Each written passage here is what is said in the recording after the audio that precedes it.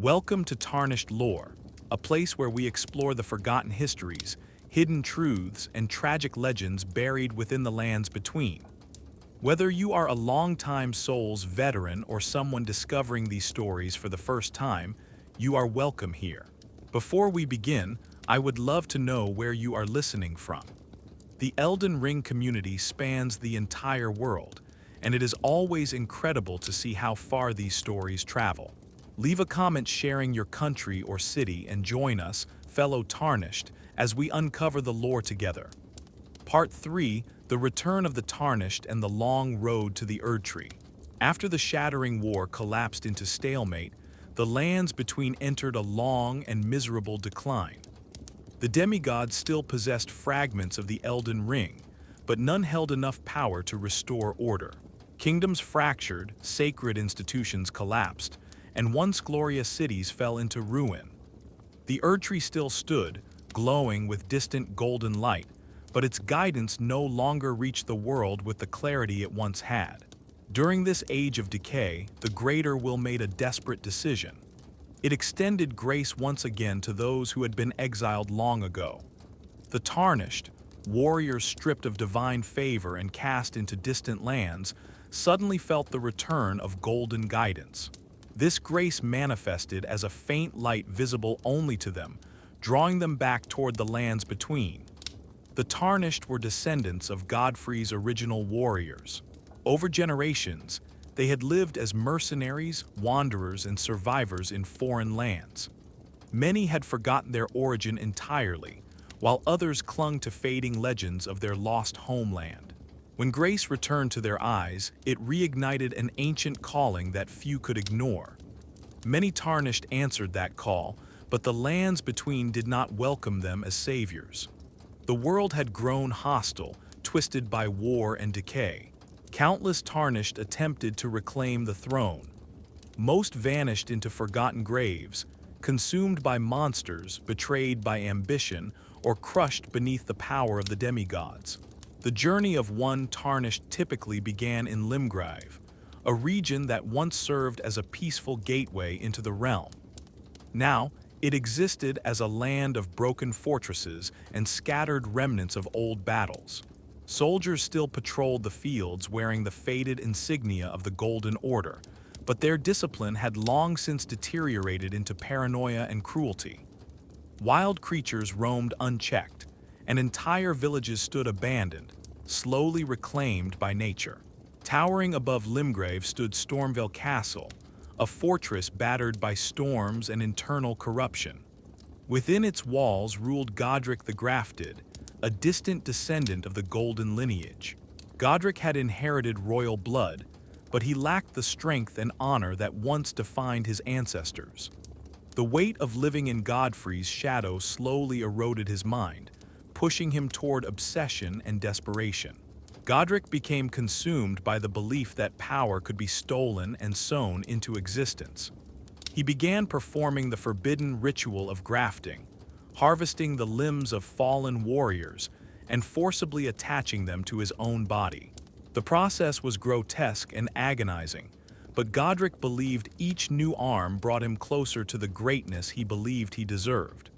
Stormvale Castle reflected its ruler's madness.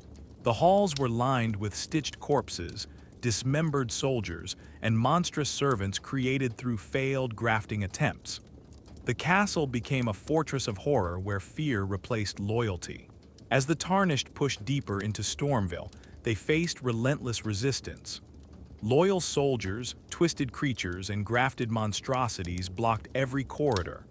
The path toward Godric was not simply a battle, but a slow climb through the decaying remains of stolen ambition. Each victory over Stormvale's defenders revealed the grotesque lengths Godric had gone to maintain power. When the Tarnished finally stood before Godric, they faced a ruler driven by insecurity and rage. Godric's many stolen arms moved with chaotic violence, wielding axes, swords, and dragon fire stolen from fallen enemies. The battle represented more than survival.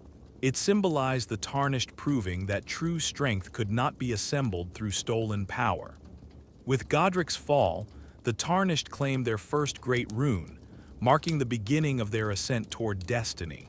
Beyond Limgrave stretched Liurnia of the Lakes, a vast flooded region where entire cities lay submerged beneath shallow waters.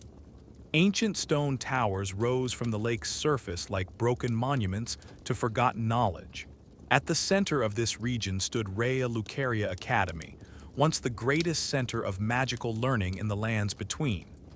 Liurnia was ruled by Renala, Queen of the Full Moon. In her prime, Renala united scholars and nobility under her mastery of lunar sorcery. She governed through wisdom and magical innovation, creating a golden age of intellectual growth. Her marriage to Radagon symbolized unity between magical and divine traditions. That unity shattered when Radagon abandoned her to return to Leyndell. Renala's heartbreak fractured both her mind and her kingdom.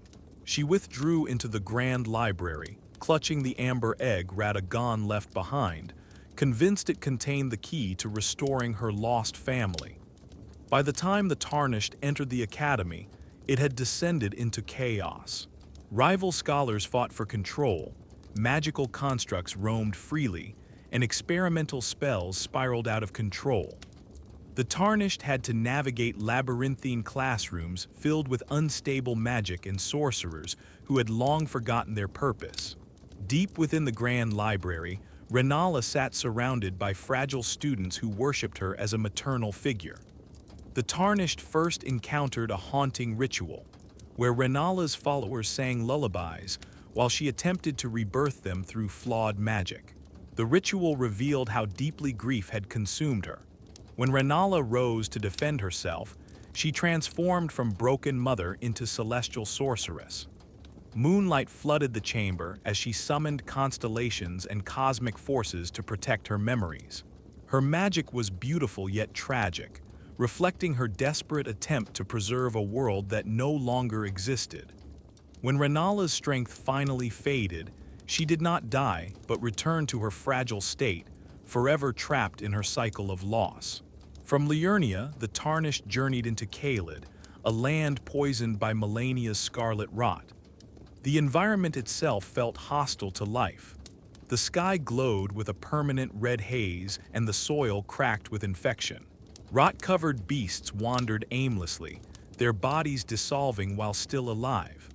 At the center of this wasteland roamed General Radon.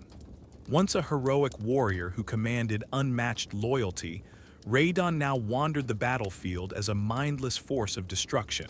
His massive armor hung loosely over his rotting flesh, and his once noble eyes had been replaced by endless hunger. Yet Radon still performed one final act of heroism.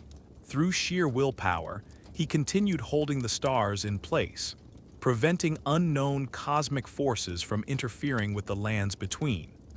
His soldiers refused to abandon him, instead organizing the Radon Festival, a gathering of warriors determined to grant their general an honorable end.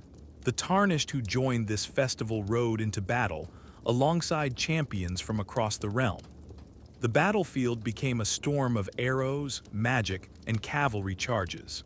Radon descended from the sky like a falling comet, crushing the ground beneath him with gravitational force.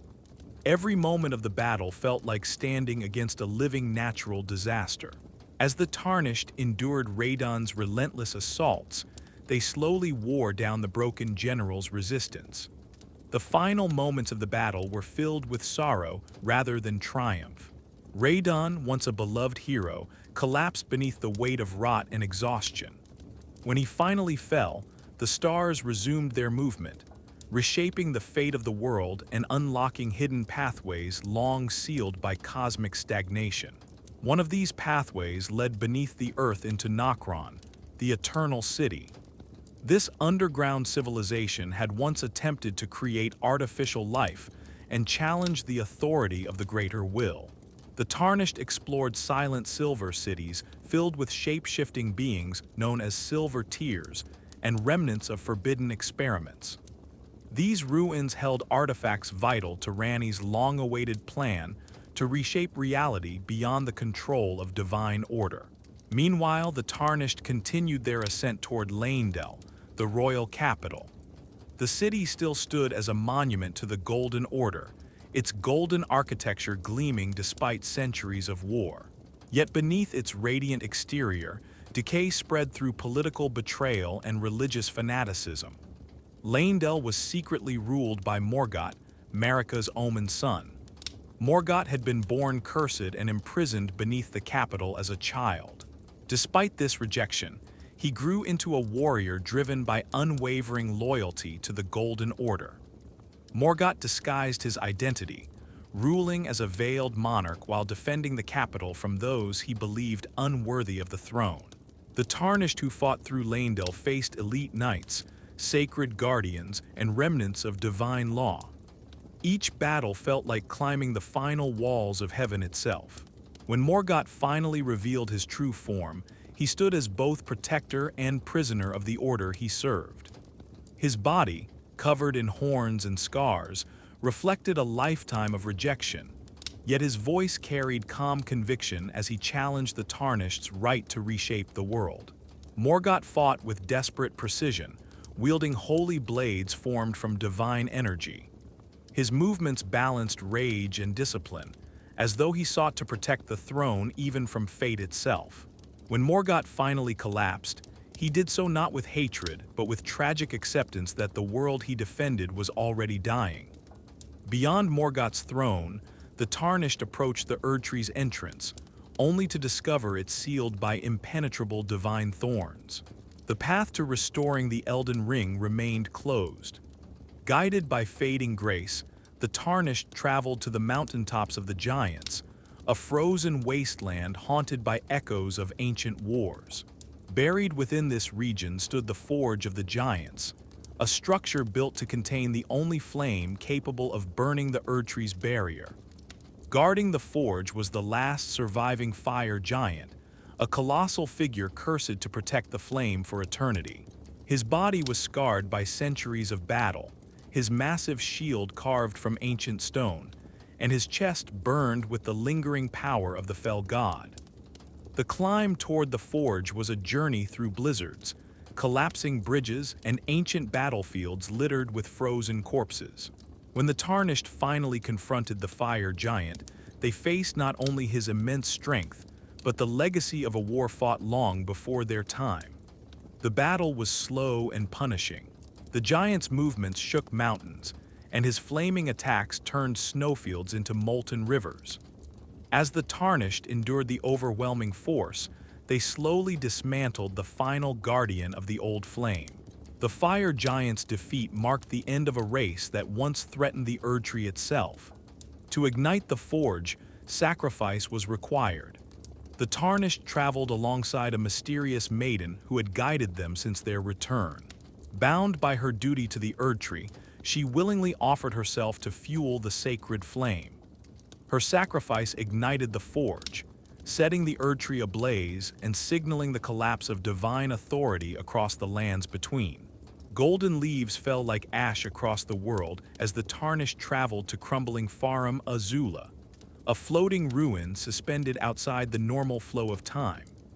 This ancient city once served as the heart of dragon civilization and now existed as a storm-wrapped prison for one final guardian. Malekith, keeper of destined death, awaited within the ruins.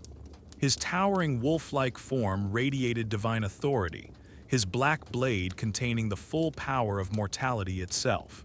Malekith had spent centuries guarding this forbidden rune, believing his duty preserved what remained of Marika's vision.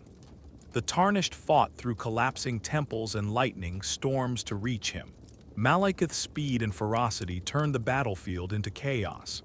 His blade carved through reality itself, leaving trails of black flame that consumed both flesh and spirit. As the Tarnished endured his relentless assault, they chipped away at the final barrier protecting true death. When Malekith finally fell, destined death returned to the world, ensuring that gods and demigods could now perish permanently. Armed with this power, the Tarnished returned to Leyndell, now buried beneath ash from the burning Erdtree.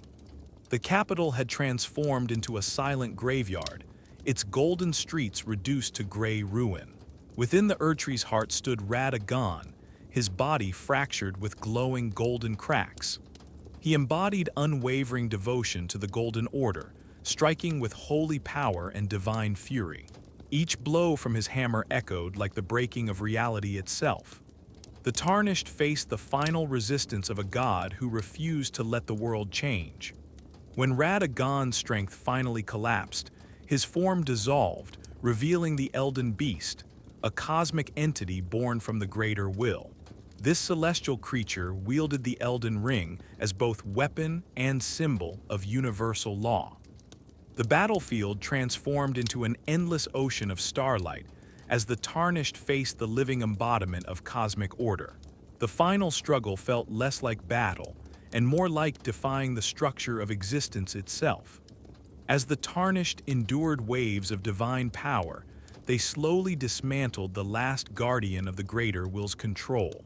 When the Elden Beast finally faded, the Tarnished stood before the fractured remains of the Elden Ring.